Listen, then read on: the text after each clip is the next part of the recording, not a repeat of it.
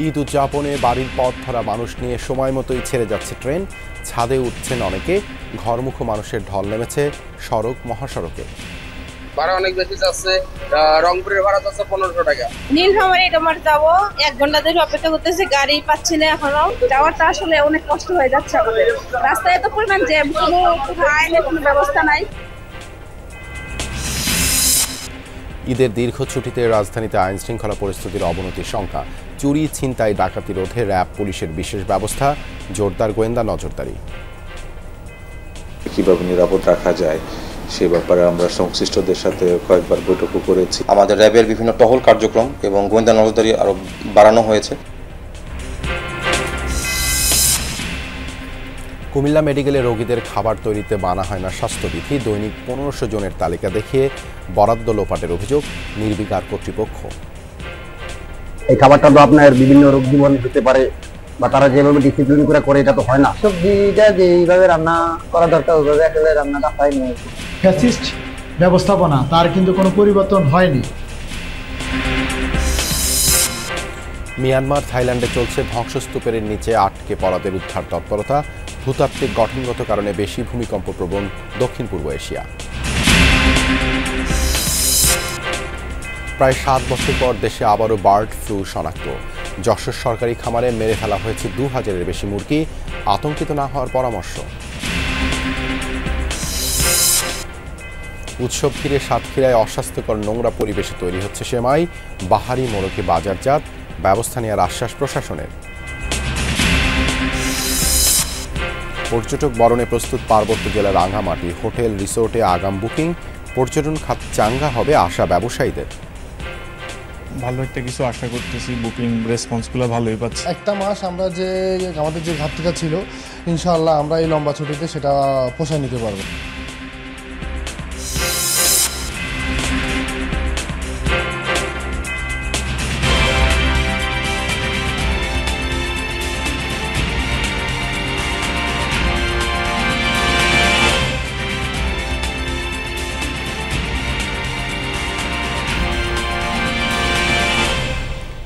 আমন্ত্রণ যমুনা নিউজে আপনাদের সঙ্গে আছে আমি দেবাশিস রঞ্জন সরকার। এতক্ষণ শিরোনাম দেখছিলেন।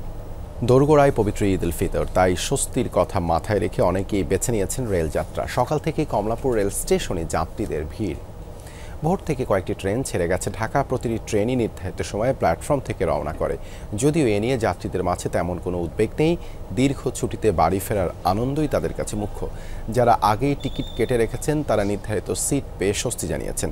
তবে ভেতরে জায়গা না পেয়ে ছাদে উঠে পড়েছেন অসংখ্য মানুষ। অতিরিক্ত যাত্রীর সামাল দিতে স্টেশনের গেটে 3 স্তরের নিরাপত্তা জোরদার করা হয়েছে। হচ্ছে 7 তারিখ পর্যন্ত, আমাদের 7 তারিখ অফিস খোলা, আর পরিবারের সঙ্গে ঈদ করতে বাড়িতে যাচ্ছি। ইনশাল্লাহ ওখানে সবাই আছে, ফ্যামিলির সাথে টাইম কাটাবো। বাসায় দাওয়া দেওয়া হয়েছে, সবাই আসবে, গেট টুগেদার হবে আর কি। বাবা মার সঙ্গে ছেলে মেয়ের সঙ্গে আনন্দ করবো, এটাই তো। ঈদ যাত্রায় কমলাপুর রেল স্টেশনে ঘরমুখো মানুষের ভিড়, যাত্রা নির্বিঘ্ন করতে বিশেষ ব্যবস্থা নিয়েছে রেলওয়ে। রেল স্টেশন থেকে যোগ দিচ্ছেন সহকর্মী তাজনুর ইসলাম। তাজনুর, এবার তো বেশ স্বস্তির সাথেই রেলপথে ঈদ যাত্রা চলছে, আজ পরিস্থিতি কেমন দেখছেন? ঘরমুখো মানুষ কি বলছে? দেবাশিস, এখন পর্যন্ত সবকিছু ঠিকঠাক বলাই যায়, যেহেতু কোনো ট্রেন দেরি করছে না। অর্থাৎ যে ট্রেন ফিরছে সেই ট্রেন সাথে সাথে করে লাইন পেয়ে যাচ্ছে, প্ল্যাটফর্ম পেয়ে যাচ্ছে। পরবর্তী সময়ে ঠিক নির্দিষ্ট করে যে সময় নির্ধারণ করা, যে সময়, সেই সময়ে ছেড়ে চলে যাচ্ছে। তার ফলে কিন্তু ভোগান্তির যেই কথাবার্তা সেটি আসলে বলার আপাতত কোনো সুযোগ নেই। প্রচুর মানুষ স্টেশনে এসেছে, সেটি যেমন সত্যি কথা, কিন্তু সেইটাকে আসলে ভোগান্তির পর্যায়ে এখন পর্যন্ত চিন্তা করার সুযোগ নেই, যেহেতু সবগুলো ট্রেন সঠিক সময়ে ছেড়ে যাচ্ছে। 8টার সময় ঠিক সময় দেওয়া ছিল সুন্দরবন এক্সপ্রেস, যেটি খুলনার উদ্দেশ্যে যাত্রা করার কথা, পদ্মা সেতু হয়ে যায় যেই ট্রেনটি, আর সেই ট্রেন ঠিক 8টা বাজার সাথে সাথে শহরতলি প্ল্যাটফর্ম থেকে ছেড়ে গিয়েছে। এই মুহূর্তে আমরা চার্টে দেখতে পাচ্ছি যে 8টা 15-তে মহুয়া কমিউটার সেটি 1 নম্বর প্ল্যাটফর্মে দাঁড়িয়ে রয়েছে। সেখানে নিশ্চয়ই যাত্রীরা অপেক্ষা করছেন 8টা 15 বাজার জন্য। বাকি আরও যে আন্তনগর ট্রেনগুলো এরই মধ্যে ছেড়ে গেছে সেটিও আসলে ঠিক সময়, এবং একদম যেই সময়ে ছাড়ার কথা ঠিক সেই সময় এখন পর্যন্ত ছেড়ে গিয়েছে। মানে সামান্যতম বিলম্ব যদি বলি সেরকম আসলে কোনোভাবেই হয়নি। তবে একটি বিষয় আজকে খুব স্পষ্ট যে এত বেশি মানুষের চাপ সকাল থেকেই, যে 3 স্তরের নিরাপত্তার কথা রেলওয়ে এতদিন ধরে, বিশেষ করে গত 4-5 দিন ধরে যে বলা হচ্ছিল, এবং টিকিট ছাড়া কেউ প্ল্যাটফর্মে প্রবেশ করতে পারবে না সেই ব্যাপারটি জোরদার করার কথা বারবার করে বলা হচ্ছিল, সেটি আজকে খানিকটা শিথিল আসলে বাধ্যতামূলকভাবেই আমরা দেখেছি যে করতে হচ্ছে। কেননা এত বেশি মানুষের চাপ যে হয়তো সবার টিকিট অনলাইনের মাধ্যমে ক্রস চেক করে তারপরে ভেতরে প্রবেশ করানো, এটা আজকের দিনের জন্য অর্থাৎ এত মানুষের ভিড়ের মধ্যে সেটি বেশ খানিকটা অসম্ভব রকমের একটি ব্যাপার হয়ে দাঁড়িয়েছে। তবে যাত্রা এখন পর্যন্ত স্বস্তি রয়েছে, এটি এক কথায় বলাই যায়। দেবাশিস, তাজনুর, ধন্যবাদ আপনাকে যুক্ত হবার জন্য। স্বজনদের সাথে ঈদ উদযাপন করতে বাড়ির পথ ধরেছে রাজধানীবাসী। ঘরমুখো মানুষের চাপ বেড়েছে সড়ক মহাসড়কে। রাস্তার উপর বাস থামিয়ে যাত্রী ওঠানোর কারণে ঢাকা ময়মনসিংহ মহাসড়কের রাজেন্দ্রপুর চৌরাস্তা, মাওনা সহ কয়েকটি পয়েন্টে গাড়ির জট তৈরি হয়েছে। একই পরিস্থিতি ঢাকা টাঙ্গাইল মহাসড়কের বাইপাইল, কবিরপুর, খাড়াজোড়া, মৌচাক, চন্দ্রা সহ কয়েকটি পয়েন্টেও।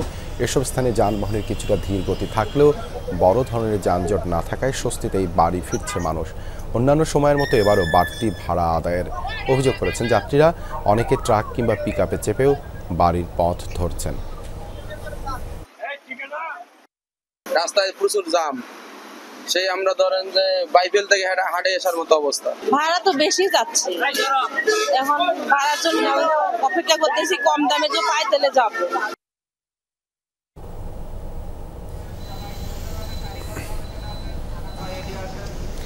সকাল থেকেই গাড়ির চাপ বেড়েছে ঢাকা মাওয়া এক্সপ্রেসওয়েতে। মোটরসাইকেলে করে বাড়ির পথ ধরেছেন বহু মানুষ। নির্ধারিত 2টি টোল বুথের পাশাপাশি মোটরসাইকেলের বাড়তি চাপ সামাল দিতে অস্থায়ী একটি বুথ স্থাপন করা হয়েছে। এছাড়া ঢাকা চট্টগ্রাম ও ঢাকা সিলেট মহাসড়কে গাড়ির চাপ বাড়লেও নেই যানজট। ঈদ যাত্রার খবর জানাতে গাজীপুরের চন্দ্রা থেকে যুক্ত হচ্ছেন সহকর্মী হোসেন আলী বাবু। বাবু, ঢাকা টাঙ্গাইল মহাসড়কে যান চলাচলের কি অবস্থা? দেবাশিস, সকাল থেকেই দেখাচ্ছিলাম যে ঢাকা টাঙ্গাইল মহাসড়কের যে চন্দ্রামোড়, সেই চন্দ্রামোড়ে যাত্রীদের উপস্থিতি ব্যাপক ছিল, গাড়ির চাপও তেমন বেশি ছিল।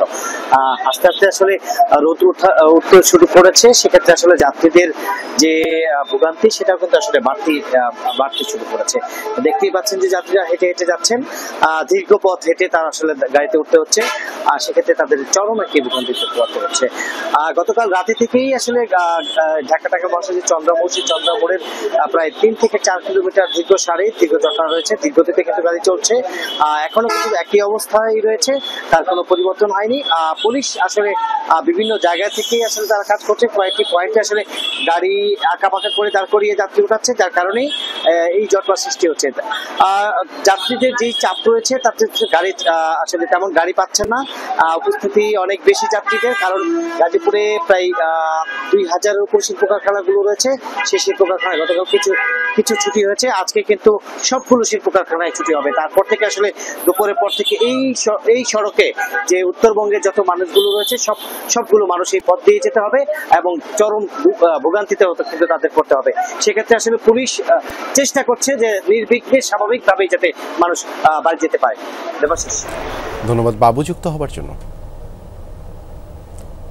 ভোর থেকেই ঢাকা মাওয়া এক্সপ্রেসওয়েতে বেড়েছে ঘরমুখো মানুষের চাপ। সেখানকার আরও খবর জানাতে আমাদের সঙ্গে যুক্ত রয়েছেন সহকর্মী আরাফাত রাহান সাকিব। সাকিব, টোল প্লাজায় মোটরসাইকেলের চাপ কেমন দেখছেন?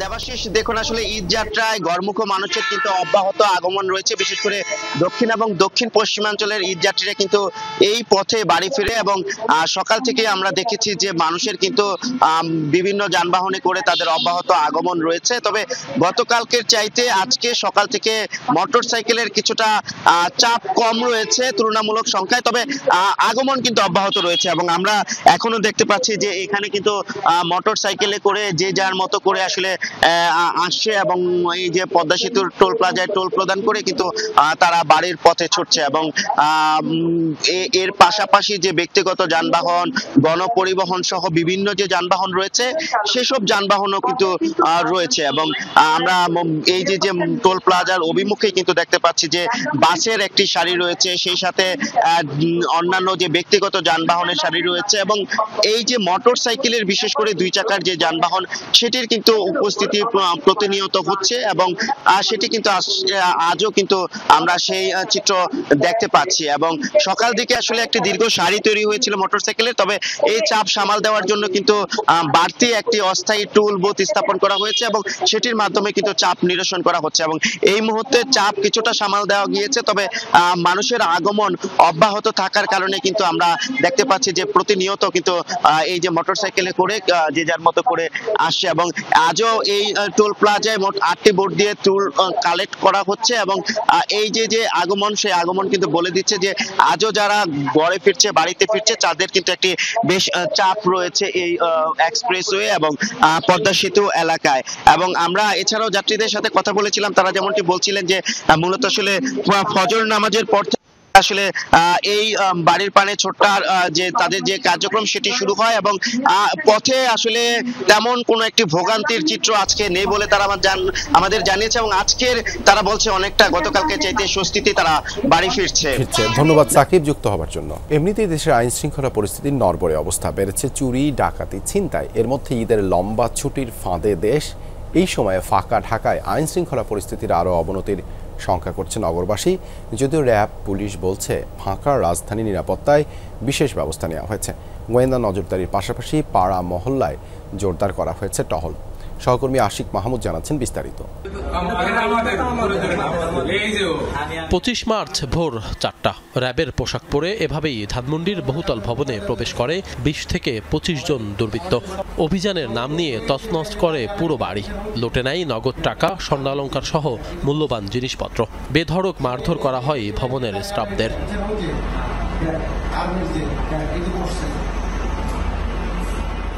দেশের আইন শৃঙ্খলা পরিস্থিতির এমন হযবরল অবস্থার মধ্যেই এবার ঈদে 9 দিনের লম্বা ছুটি। এরই মধ্যে ফাঁকা হতে শুরু করেছে রাজধানী।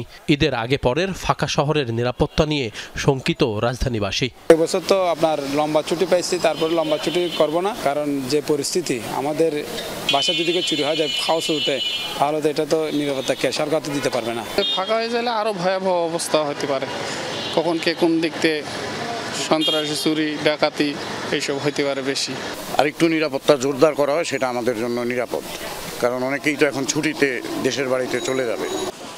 ঈদের ছুটিতে নগরবাসীর নিরাপত্তা নিয়ে কি ভাবছে আইন শৃঙ্খলা রক্ষাকারী বাহিনী? ইতিমধ্যে আমরা যে বিভিন্ন আবাসিক এলাকা, তারপরে বাণিজ্যিক এলাকা, এগুলার বিশেষভাবে কীভাবে নিরাপদ রাখা যায় সে ব্যাপারে আমরা সংশ্লিষ্টদের সাথে কয়েকবার বৈঠকও করেছি এবং প্রত্যেকের করণীয় কি সে ব্যাপারে আমরা নির্দেশনাও দিয়েছি।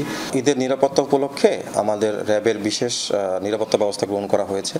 অলরেডি আমাদের র্যাব ফোর্সের সদর দপ্তর থেকে সকল ব্যাটালিয়নকে এই অনুযায়ী ঈদের নিরাপত্তা নিশ্চিত করবে বিভিন্ন ইনস্ট্রাকশন প্রদান করা হয়েছে। যে ইনস্ট্রাকশনের অংশ হিসাবে আপনারা আমাদের র্যাবের বিভিন্ন টহল কার্যক্রম এবং গোয়েন্দা নজরদারি আরও বাড়ানো হয়েছে। এর মধ্যে ধরেন যে টহল কার্যক্রমকে আমরা অলমোস্ট দ্বিগুণ করেছি। ঈদ উল ফিতর উপলক্ষে সার্বিক নিরাপত্তা নিশ্চিত করতে 15 দফা নির্দেশনা দিয়েছে স্বরাষ্ট্র মন্ত্রণালয়। জানা গেছে ঢাকা মহানগরীতে অন্তত 15,000 পুলিশ সদস্য নিয়োজিত থাকবে। পাশাপাশি পাড়া মহল্লায় কাজ করবে অক্সিলারি ফোর্স। প্রায় সময় দেখতে পাই অনেক জায়গাগুলোতে দেখা যায় সিসি ক্যামেরা রয়েছে, কিন্তু একটা ঘটনা ঘটে গেলে যখন একটা ভিডিও ফুটেজ প্রয়োজন হয় তখন সেটার রেকর্ড পাওয়া যায় না। তো আমরা নগরবাসীকে অনুরোধ করব সিসি ক্যামেরা লাগানোতেই শুধু শেষ সীমাবদ্ধতা না থেকে এই যে ঘটনাগুলো বা আপনার এলাকার যে পরিস্থিতি সেটার রেকর্ডে যেন পাওয়া যায়, প্রয়োজনে সে ব্যবস্থা যেন করে।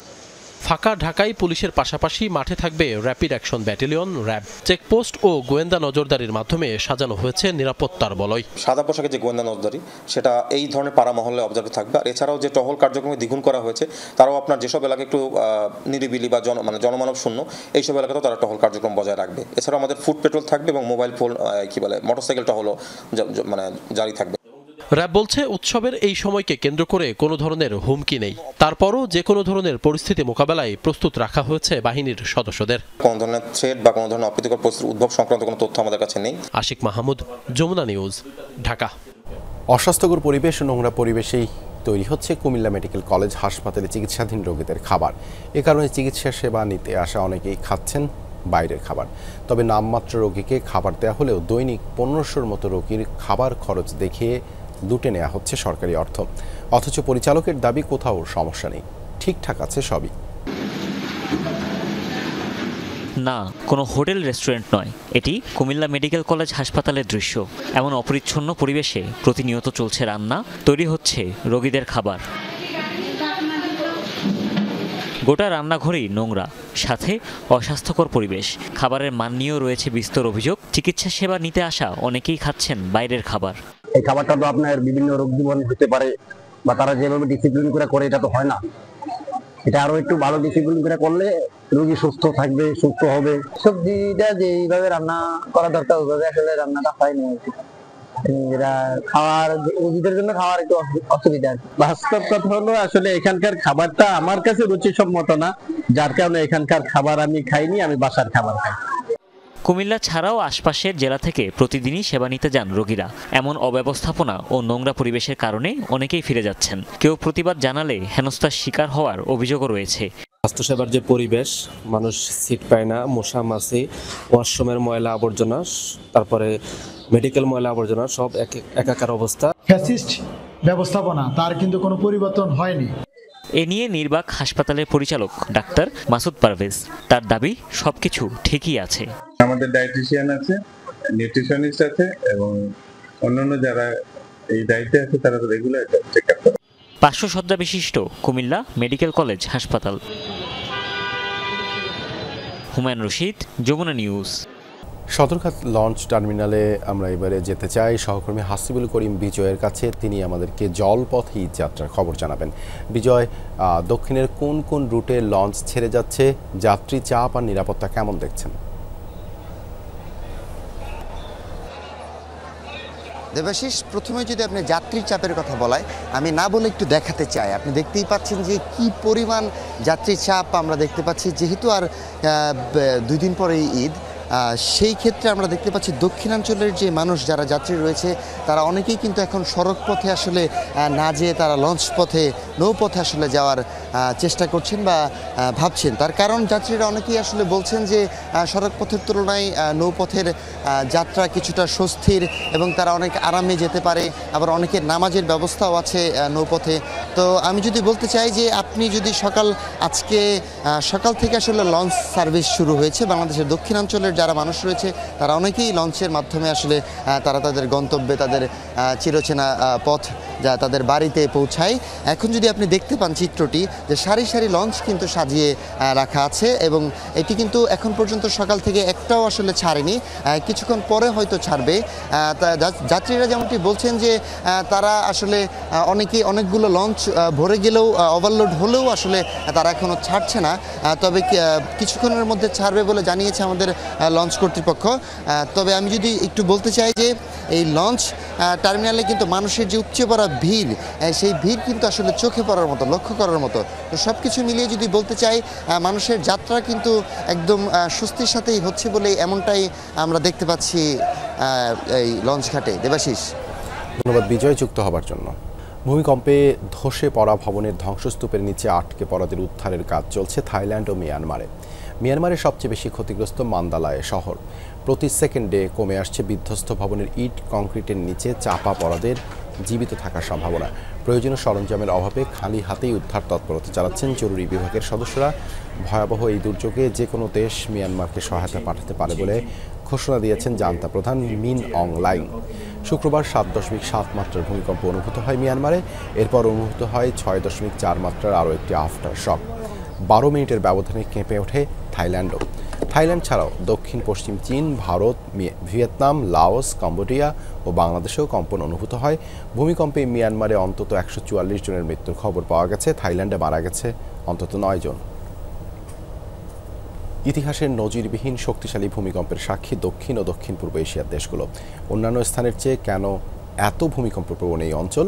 বিশ্লেষকদের মতে ভূতাত্ত্বিক গঠনগত কারণে মারাত্মক ভূমিকম্পের ঝুঁকিতে দক্ষিণ ও দক্ষিণ পূর্ব এশিয়া, কারণ এই অঞ্চলে রয়েছে ইন্ডিয়া প্লেট ও ইউরেশিয়া প্লেটের বিস্তৃতি। নেপালে 2015 সালে স্মরণকালের শক্তিশালী দুটি ভূমিকম্পে প্রাণ হারায় প্রায় 9000 মানুষ। ব্যাপক ক্ষতিগ্রস্ত হয়েছিল দেশটির 40% এলাকা। ভূমিকম্পের প্রভাবে বরফ ও ভূমিধস হয়েছিল এভারেস্টেও। মৃত্যু হয়েছিল বেশ কজন পর্বতারোহীর। ইতিহাস বলে বরাবরই অন্যান্য অঞ্চলের চেয়ে ভূমিকম্পের সবচেয়ে বেশি ক্ষতিগ্রস্ত দক্ষিণ পূর্ব এশিয়ার দেশগুলো। 2011 সালে জাপান, 2004 সালে ভারত মহাসাগরের তলদেশে ভয়াবহ ভূমিকম্প আজও মানুষের কাছে দুঃস্বপ্ন। শুক্রবার থাইল্যান্ড ও মিয়ানমারে 7.7 মাত্রার ভয়াবহ ভূমিকম্পের পর আবারও আলোচনায় দক্ষিণ পূর্ব এশিয়া। এই ভূমিকম্প ভয়ানক ছিল। বড় ভূমিকম্পের আফটারশকও শক্তিশালী হয়, যা বহুদূর পর্যন্ত বিস্তৃত হয়। মিয়ানমারের ভূমিকম্পের উৎপত্তি স্থলের 200 কিলোমিটারের মাঝে গত 100 বছরে অন্তত 14টি ভূমিকম্প হয়েছে, যা সবগুলো 6 শক্তিমাত্রার উপরে। ভূতাত্ত্বিক গঠনগত কারণে অত্যন্ত ভূমিকম্পপ্রবণ দক্ষিণ ও দক্ষিণ পূর্ব Asia. Sunda megathrust, Sumatra fault zone, Sagaing fault এবং প্রধান হিমালয় থ্রাস্টের মতো ভূমিকম্পপ্রবণ ফল্টের অবস্থান এই অঞ্চলে। মিয়ানমারের যে অঞ্চলে ভূমিকম্প হয়েছে সেটি ইন্দো বার্মা সাবডাকশন জোনের মধ্যে পড়েছে। সাবডাকশন জোন হলো এমন একটি এলাকা যেখানে দুটো টেকটনিক প্লেটের সংঘর্ষে একটি আরেকটি নিচে পড়ে যায়। এই ইন্দো বার্মা সাবডাকশন জোনের বিস্তৃতি বাংলাদেশের দক্ষিণ পূর্ব এলাকা পর্যন্ত। দক্ষিণ পূর্ব এশিয়ায় ভূমিকম্প মারাত্মক ক্ষতি সাধনের ক্ষমতা রাখে।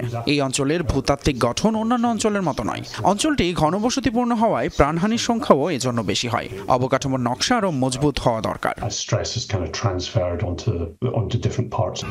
শক্তিশালী ভূমিকম্পে থাইল্যান্ড ও মিয়ানমারে বেড়েই চলেছে মৃতের সংখ্যা। সমান তালে চলছে উদ্ধার কার্যক্রম। স্মরণকালের অন্যতম ভয়াবহ ভূকম্পনের প্রভাব পড়েছে মিয়ানমারের সীমান্তবর্তী দেশ চীনেও। কম্পন অনুভূত হয়েছে দক্ষিণ পশ্চিমাঞ্চলীয় ইউনান রাজ্যেও। তাজরিয়ান সোভান, যমুনা নিউজ। চীনের সাথে একটি চুক্তি ও 8টি সমঝোতা স্মারক সই করেছে বাংলাদেশ। শুক্রবার চীনের প্রেসিডেন্টের সঙ্গে দ্বিপাক্ষিক বৈঠক করেন অন্তর্বর্তী সরকারের প্রধান উপদেষ্টা প্রফেসর ডক্টর মোহাম্মদ ইউনূস। এ সময় বাংলাদেশের শান্তি, সমৃদ্ধি ও স্থিতিশীলতায় চীনের গুরুত্বপূর্ণ ভূমিকার কথা তুলে ধরেন তিনি। একই সাথে রোহিঙ্গা প্রত্যাবাসনে চীনের শক্তিশালী ভূমিকার আহ্বানও জানান অন্তর্বর্তী সরকার প্রধান উপদেষ্টা ডক্টর ইউনূস এক চীন নীতির প্রতি বাংলাদেশের সমর্থনের কথা পুনর্ব্যক্ত করেন।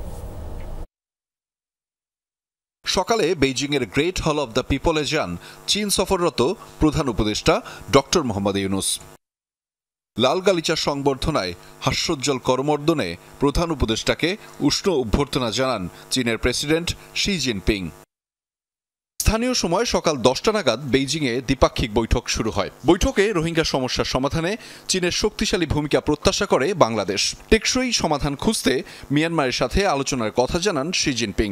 প্রধান উপদেষ্টা এক চীন নীতির প্রতি বাংলাদেশের অটল সমর্থনের কথাও জানান এবং তাইওয়ান ইস্যুতে চীনের দৃষ্টিভঙ্গিকে শ্রদ্ধা জানান। Doctor Yunus belt and road উদ্যোগে আরও সক্রিয়ভাবে বাংলাদেশের অংশগ্রহণের আগ্রহের কথা জানান এবং চীনা বিনিয়োগকেও স্বাগত জানান তিনি।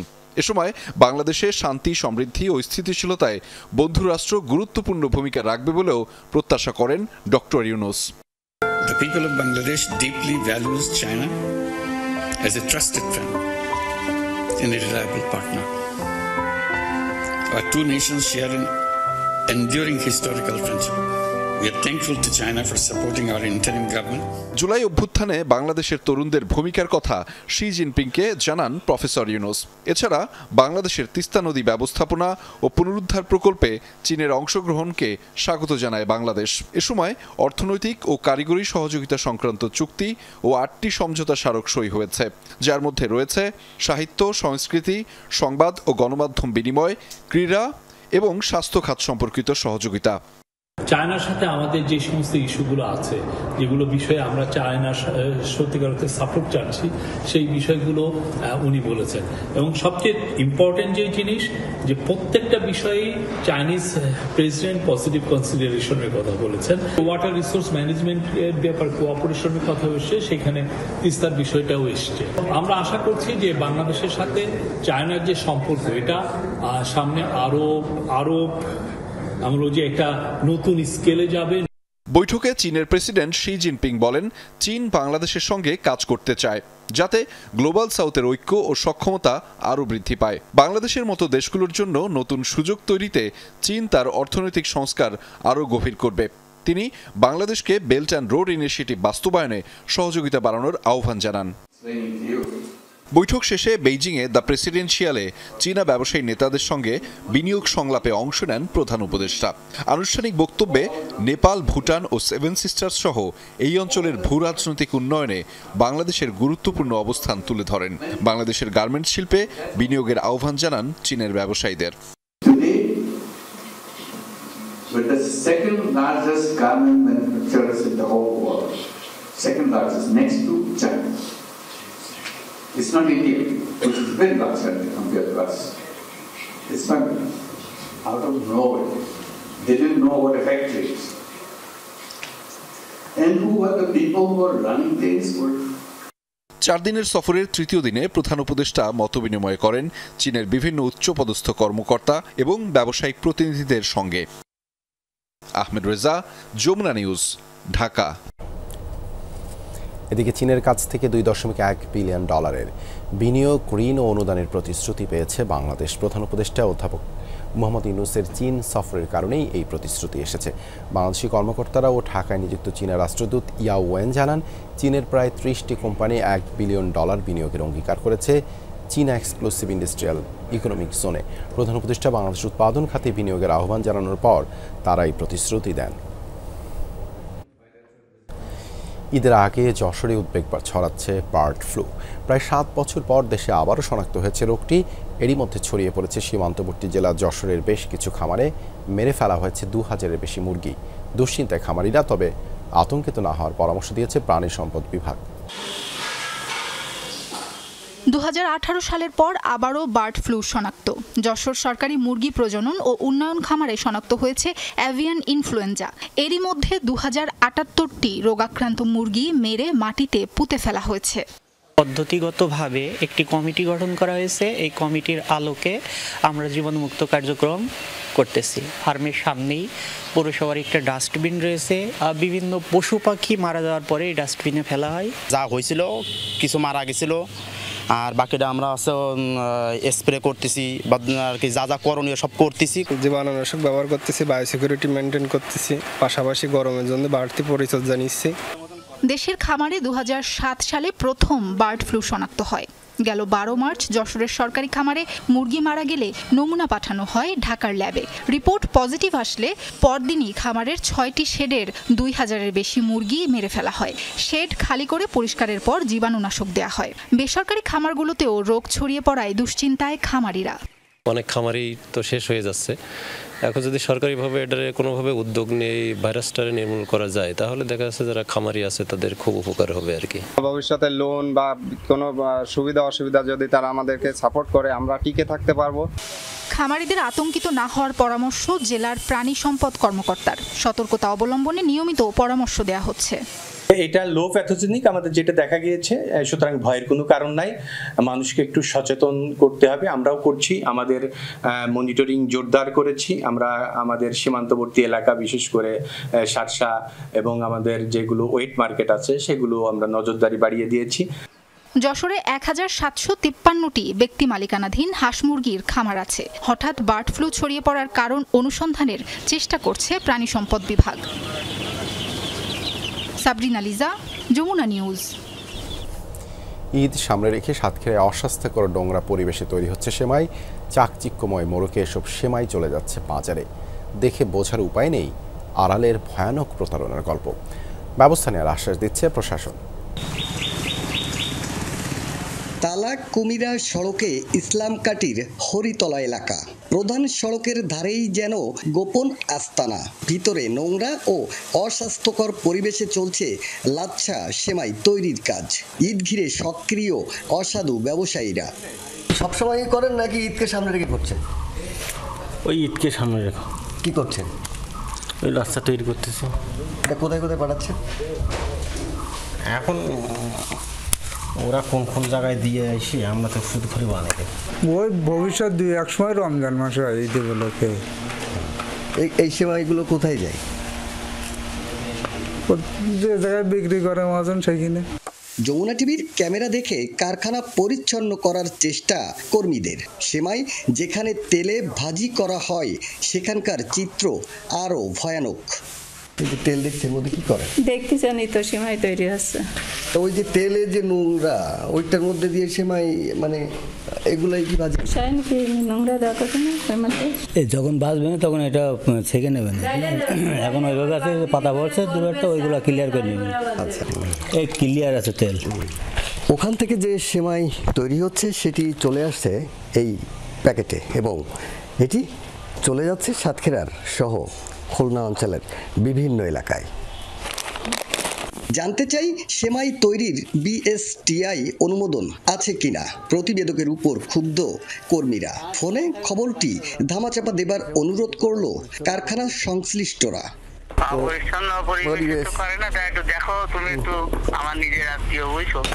পাটকেলঘাটা সদরে মুকুন্দ ফ্লাওয়ার মিলেও সেমাই তৈরির ব্যস্ততা, মানা হচ্ছে না স্বাস্থ্যবিধি।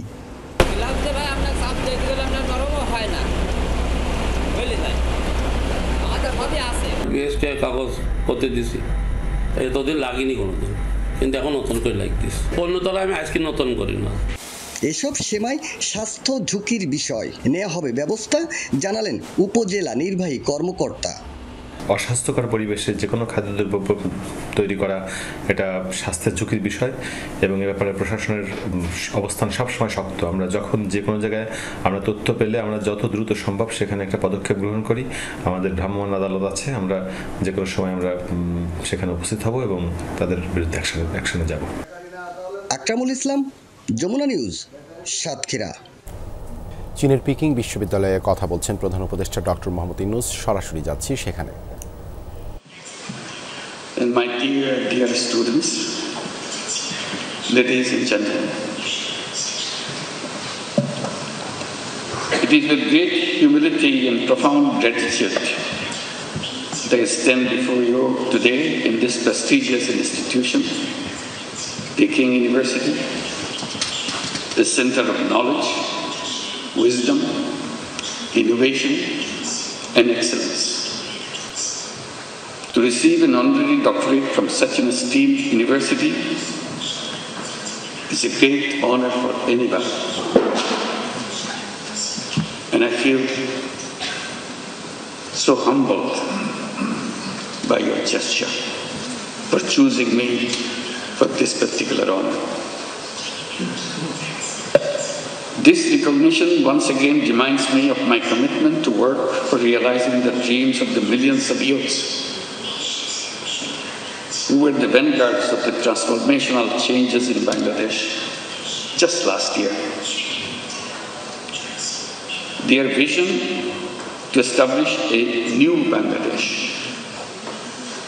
in place of the Bangladesh that we had until last year.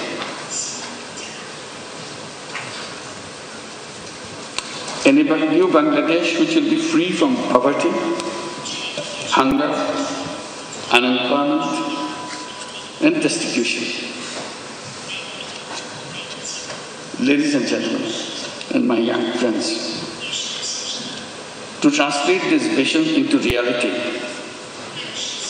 we are embarked on a series of reforms to make governance transparent and democratic, to ensure economic policies which are inclusive, and to guarantee that every individual has equal opportunity to flourish. Our reform initiatives are at the top of our priority. Our goal is definite. Our work plan is exhaustive. For building a stronger and more resilient Bangladesh, we emphasize economic transformation through entrepreneurship, greater investment in education and technology, and a stronger international cooperation. Distinguished guests, I have a deep and personal attachment with Peking University. Back in October 2006, I had the opportunity to be appointed as the honorary professor. To me, today's conferment is more than a personal honor. I see this as a recognition, as an acknowledgement of the resilience and courage and determination of the people, especially millions of women and young entrepreneurs who continue to prove that no challenge is too big when they are given the right opportunities to develop and break the shackles of poverty and marginalization. Throughout my journey, from being an economist to founding Grameen Bank, from pioneer microfinance to advocating social business, my core belief has remained the same. People are not poor because they lack of skill or ambition. They are poor because the economic system has never given them a fair chance. So poverty is not because of the something lacking in the person. It's not their fault. It's the fault of the system that we built for ourselves. That causes poverty. That causes all the problems for human beings by wrong thinking. And I blame myself for being part of that institution, academic institution, where we pass on this wrong knowledge to this next generation. So I plead guilty that we have not been able to change those ideas, wrong ideas, which make people suffer. So my struggle has always been to go back, to find out the faults in the system that we promote, we teach the young generation, so that we do not repeat the same thing for the next generation.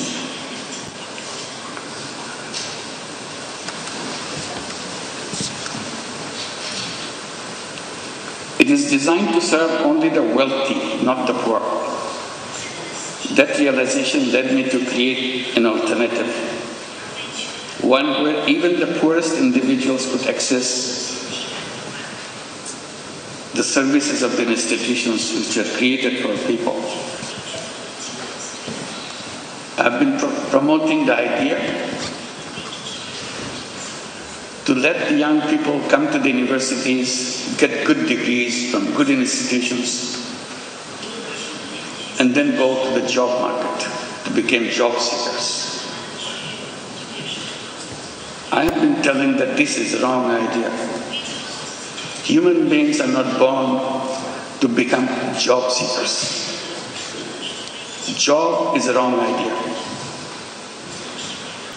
Human beings are creative beings. They enjoy doing creative things.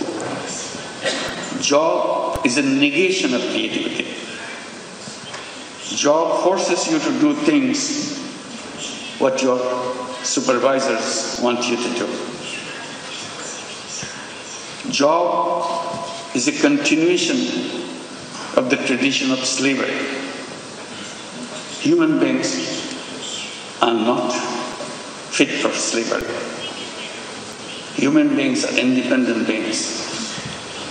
So I keep on promoting the idea that all human beings are born as entrepreneurs, not job seekers.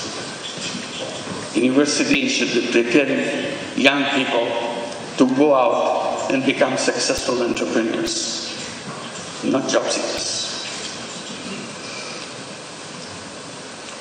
And that idea came from a simple experience.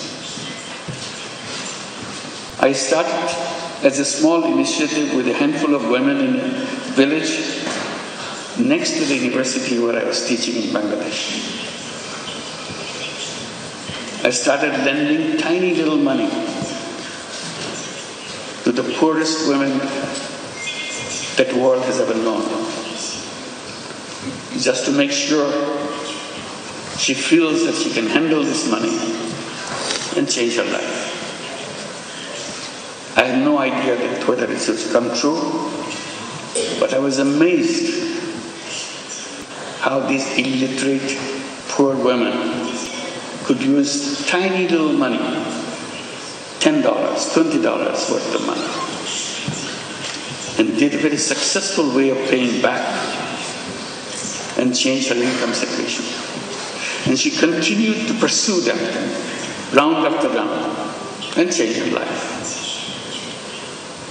And it turned into millions of women all over Bangladesh. And with perfect record. That convinced me totally. All human beings are entrepreneurs. ঈদের ছুটিতে পর্যটক বরণে প্রস্তুত পাহাড় রাঙ্গামাটির বেশিরভাগ hotel মোটেলে আগাম booking শেষ। পাহাড় নদী হ্রদ বেষ্টিত দর্শনীয় সব স্পট সাজছে নতুন রূপে। ভ্রমণ পিপাসুদের সমাগমে পাহাড়ের পর্যটন খাত চাঙ্গা হবে বলে আশা স্থানীয় ব্যবসায়ীদের। পাহাড় নদী হ্রদ বেষ্টিত রাঙ্গামাটিতে প্রতি বছর ঈদে বাড়ে পর্যটক সমাগম। এবার লম্বা ছুটিতেও ঢল নামবে বলে আশা এই খাত সংশ্লিষ্টদের। এর মধ্যেই হোটেল মোটেল অর্ধেক বুকিং শেষ। সাজেকেও প্রতিদিন 2 থেকে 3 হাজার পর্যটক থাকার ব্যবস্থা হচ্ছে। রামাদানের পরবর্তী মুহূর্তে আশা করি আমাদের ভালো একটা কিছু আশা করতেছি। বুকিং রেসপন্সগুলো ভালোই পাচ্ছি আমরা। গত একটা মাস আমরা যে আমাদের যে ঘাটতিটা ছিল, ইনশাআল্লাহ আমরা এই লম্বা ছুটিতে সেটা পোষায় নিতে পারবো। টুরিস্ট ভাইদেরকে উৎসাহ উদ্দীপনার মধ্যে দিয়ে সাজেকে বেড়াতে আসার আহ্বান জানাচ্ছি। ঝুলন্ত ব্রিজ, পর্যটন হলিডে কমপ্লেক্স, সুখী নীলগঞ্জ, রাজবন বিহার, কাপ্তাই হ্রদ, পলওয়েল পার্ক, সুবলং ঝর্ণা সহ দর্শনীয় সব স্পট সাজছে নতুন রূপে।